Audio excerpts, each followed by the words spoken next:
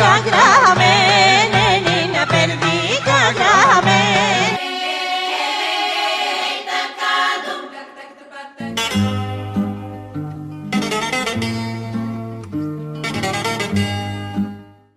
Занаятите, търговията и пазарите в Западна Тракия през погледа на българите 19 началото на 20 век. Отдавна градът е предпочитан изследователски обект от етнолози, антрополози, историци. В областта Западна Тракия, която днес е част от Гърция, през 19 началото на 20 век балканските и ислямски градове са полиетнични и полирелигиозни. Пастротата им отдавна е очертала вътрешни антропологични граници, възприемани като традиционни. В тях различните общности живеят обособено. Подобна изолация те следват и при трудовите си занимания. Между края на 19 и началото на 20 век местните българи, вече осъзнали се национално, преочертават тези граници и успяват да се отделят в стопанските зони на православните християни в няколко местни града – Ксантии, днес Ксанфи, Гюмюрджина, днес Комотини, Дедеагач, днес Александрополи. Тук ще се опитам да покажа как самите българи от Западна Тракия разказват за процеса, като препрочета стари български изследвания и ги съпоставя с информация от архивирани спомени на хора от областта, запазени в фондовете на Държавен архив Кърджали. Ще използвам старите названия на Комотини, Александрополи и някои други селища в областта, тъй като в изследванията и спомените, върху които стъпвам, всички те се обозначават само с тези имена. Обобщението на литературата и архивните материали показва, че през 19 век в Западна Тракия живеят три основни групи население – турци, гърци и българи. Техният живот все още е свързан с основните културни общности в Османската империя, Балканската и православната. Ежедневието се определя от отдавна установени антропологични граници, които обособяват, без да пораждат противоречия и конфликти на национално ниво. Турците, гърците и българите заемат специфично положение и в стопанско-икономическите пространства. Част от секторите на занаятите, търговията и пазарите са диференцирани, други са контактни зони и са свързани с локалното съжителство и хибридната градска култура. През 19 век обособяващата граница се възприема като даденост. В селата турци, гърци и българи живеят най-често отделно и ясно се разграничават. По това време етнонимите служат за обозначаване не само на етнически, но и на обществени и професионални групи. Българите са представени като преобладаващото население на селските райони и като етническата група, чието основно занимание е земеделието и скотовъдството. Нашите изследователи пишат, че в областта българите са хората, които обработват земята и които местните турци и гърци възприемат като земеделски производители и селски жители. В градовете на Западна Тракия турците, гърците и българите също имат свои пространства, които обаче са конструирани различно. Чаршията и пазара са сред най-видимите и ясно очертани зони. Заради обвързаността си с търговията, двата топоса са средоточия на общуващи хора. На Балканите те оформят видимото лице на селищата, с което новодошлите най-напред се срещат, запомнят и предават. Двете пространства са важна и специфична част от градския живот. Те редовно се прекосяват от представителите на различни етноси и религии в ролята им на продавачи, купувачи и минувачи. Тук се установяват и развиват отношения и връзки. От тук започва изграждането на общностите, обединени около паричните средства, както и опознаването и приемането на новодошлите. През 19 век в градските чаршии на Западна Тракия е запазен културен реликт, свързан с иерархията между мюсюлманите и останалото население в османския град. етническата диференциация на упражняваните занаяти. Особено ясна е обособеността на турците в Ксанти, където, пишат българските автори, те имат своя чаршия и рядко идват в общата. Говори се и за скечански табашки квартал, турска производствена зона, разграничена териториално, етнически и според същността на заниманията. Свое място на чаршиите имат и християните. Поне до средата на 19 век те са основно гърци. Към тях трябва да добавя и малък брой българи, представени от авторите като мигранти, достигнали до местните градове в търсенето на прехрана. До последната четвърт на 19 век етнически диференцирана е и градската търговия в областта, включително и по отделните й нива – дребна, средна и едра. Градската търговия се контролира от евреите, арменците и най-вече от гърците. Според по-старите български автори, тя е основната причина, довела представителите на етноса в търсенето на печалби, на места за печалби, до тукашните градчета. През по-голямата част на 19 век българите са слабо свързани с търговията. Изключение е традиционния поминък локално гюмурджинско и дедеагачко, кираджийството с камили, наречено деведжийство. По това време българите са извън контролираната от турците и гърците голяма тютюнева търговия, довела в края на века до бурното развитие на Ксанти, превърнал се в един от центровете. През първите 3/4 на 19 век други главни контактни зони в Западна Тракия са пазарите. Тъй като характерът им е основно земеделски, на тях се появяват и българите, водени от главните си занимания. Към края на века земеделски пазари вече има и в местните села. В контактните зони всички говорят турски, официалния и административен език в Османската империя. През първите 3/4 на 19 век градските пазари в Западна Тракия се владеят предимно от гърците. Възприемащи се и мислени като първите християнски заселници, те са натрупали средства, повишили са статуса си и са започнали да се консолидират като локални елитни класи. Затова и гръцкия се налага като основен език в пазарните пространства. Тук българския все още рядко се чува. Такива са традиционните антропологични граници в градовете на Западна Тракия през по-голямата част на 19 век, видени от местните българи. Промяната им започва между края на столетието и първото десетилетие на 20 век.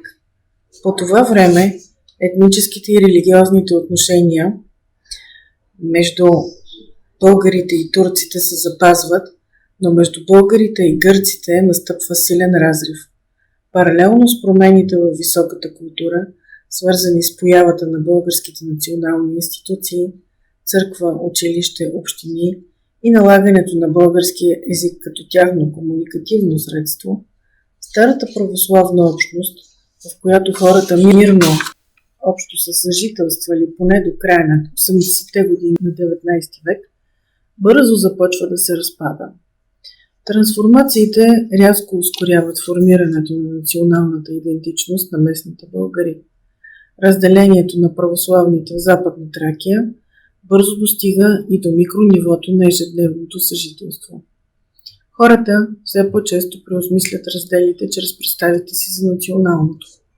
В занаятите, търговията и пазарите започва преструктуриране на отколешните, добре познати общности и в тях ясно се очертават гръцки и български зони. Старите сектори започват да се променят. Преструктурира се и етническата диференциация на занаятчийско-търговските занимания. Гърците рано се преориентират в стоково-паричната сфера и към последната четвърт на 19 век присъствието им на чаршията плавно намалява.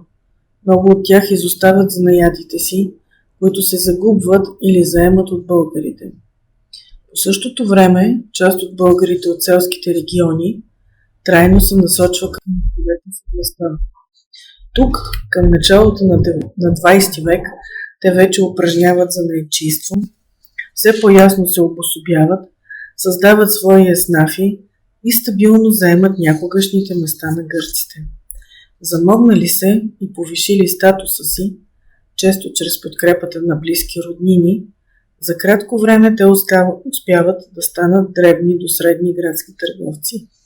През 1910 година в Гюмюрджина се появява дори фотограф, който конкурира двамата местни гърци.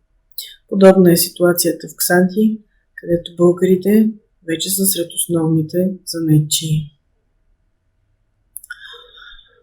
В края на 19 век българите все по-активно се намесват и в дребната и средна градска търговия. В Гюмюрджина вече имат търговски къщи и фабрикант, собственик на спиртоварна. Особено бурно процесът се развива в Дедеагач. Българските автори говорят за няколко съвсем нови и скромни търговци, за появата на търговската и комисионерска къща на Чопанов от Ференс, както и за текстилната фабрика на братя Ковачеви. Макар и слабо се промени и тютюневата търговия в Ксанти. Към Балканската война сред собствениците на фирми има и две местни сродени семейства, които са интересни за коментираната тема.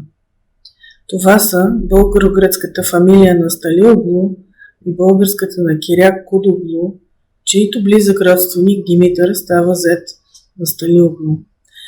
Двете семейства са собственици на малки дружества, които бързо нарастват.